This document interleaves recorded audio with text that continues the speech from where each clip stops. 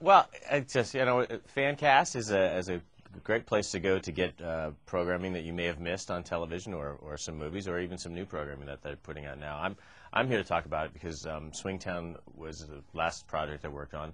It was a summer program, and a lot of people missed it because it was in the summertime, and now Fancast is carrying it on their website. It's fancast.com. You can just go in there, type in Swingtown or Grant Show, and all my programs will come up. You can watch anything that I've done. They've got 4,500 titles. They've got 300,000 hours of programming, everything from brand new stuff to Star Trek episodes. As an actor who has done programs that, sometimes they're a hit and sometimes they're not, is this the type of technology that you guys embrace because it gives people a second chance to see your stuff? Absolutely.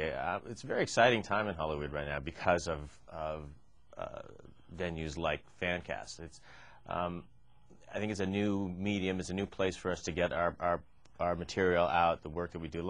Most of us are not really concerned, actors are not really concerned about what the numbers are financially. We would, we just much rather have people see our work, and Fancast is a place that you can go now and see my work that you might have missed in the past.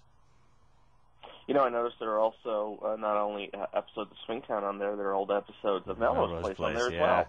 I watched a few this weekend for the first. I went to Fancast and watched a couple episodes of Melrose Place for the first time since it was on air. I was scared. It was frightening. Not? I was never that young. I was never that dumb. Come on, please. Oh, that's what acting is, man. Yeah, I guess so. What? Looking back on it, what do you think will be the memory of Melrose Place in the history of television? Wow.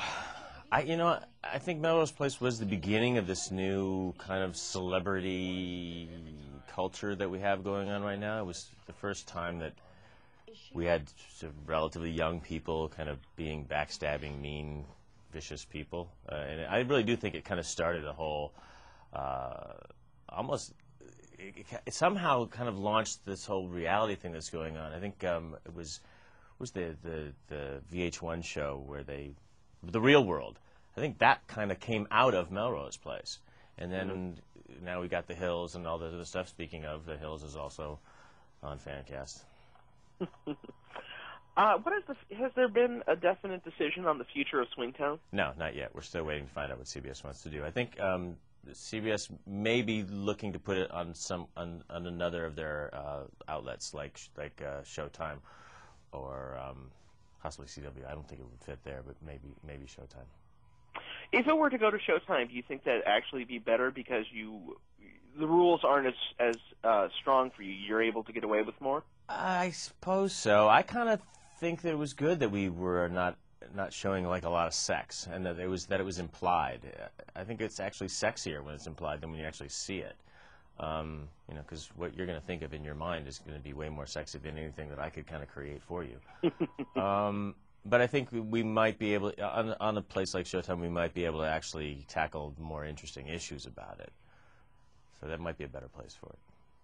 What attracted you to this script? The character, Tom. Wow, the mustache. The clothes, everything. I had so much fun working on that show. I just had a great time. Man, when I walked in and saw my set for the first time, the set they built for my house, wow, sexiest place I've ever been. I was jealous of Tom. I was like, I want to move here.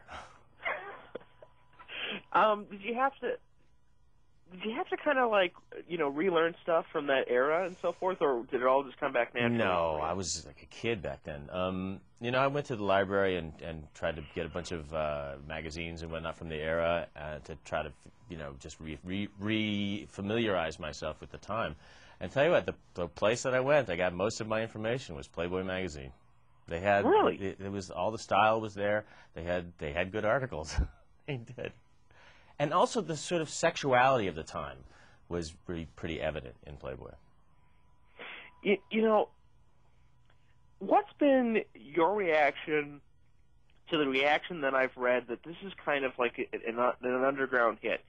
It hasn't become quite mainstream, but I've heard a lot of critics talk about, they just didn't think they were going to like this show, but they've really gotten into it. I tell you, the people that like our show, the fans that like our show, love our show. The fans that like Swingtown love Swingtown. They're just die hard. There's nothing like it on television right now.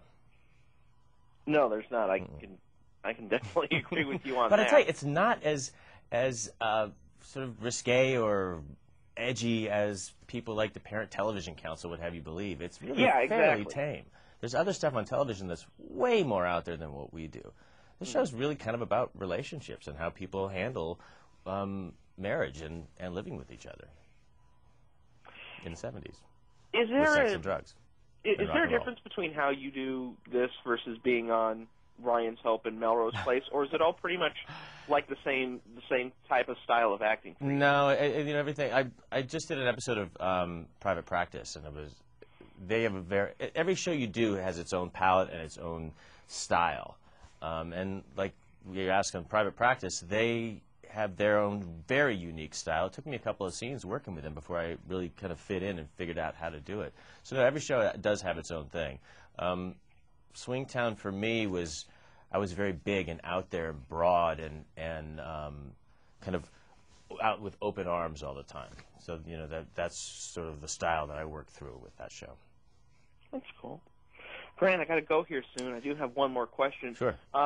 If you could put any one of your past shows that you've done on Fancast, maybe one that you really liked a lot, but unfortunately the viewers weren't there and it went away quicker than you wanted it to, what would that be? Well, fortunately, I don't have to make that choice. They're all there. No kidding. I think so, yeah. Fancast has like 4,500 titles, 300,000 hours of programming. They have so much stuff there. Pretty much, if you want to find it, it's going to be there.